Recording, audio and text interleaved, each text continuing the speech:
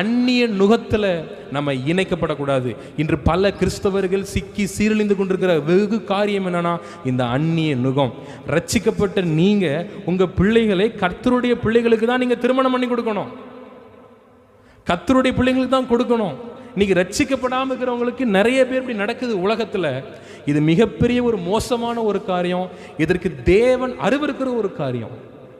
இன்னைக்கு உள்ள செய்தி உங்கள் இருதயத்தை காயப்படுத்து எனக்கு தெரியும். ஆனால் எனக்கு வேற வழி தெரியலை. இதை நான் மணிக்கணக்காக உட்காந்து ஜெபம் பண்ணும்போது மீண்டும் மீண்டுமாக தீட்டுப்படுத்த விடாத, உன்னுடைய பிள்ளைகளை நீ தீட்டுப்படுத்த விடாதன்னு சொல்லி ஆவியானவருடைய இருதயத்தில் ஏவிக்கொண்டே இருக்கிறார். நீ நம் கிறிஸ்துவ குடும்பங்கள் இன்னைக்கு சீரழிதற்கு காரணம் என்னன்னா இந்த காரியம். அதுக்கு பேரண்ட்ஸ் லிபரலாக இருக்கிறாங்க. இன்னைக்கு பரவாயில்ல, செஞ்சுட்டு போகிறான், கண்டுக்கிறது இல்லை, அவன் பண்ணிட்டு போட்டோம். ஆனால் சில பெற்றோர்கள் இருக்கிறாங்க ரொம்ப உண்மையும் உத்தமமாக தன்னுடைய பிள்ளைகளை வைராக்கியமாக வளர்க்கக்கூடிய பிள்ளைகள்.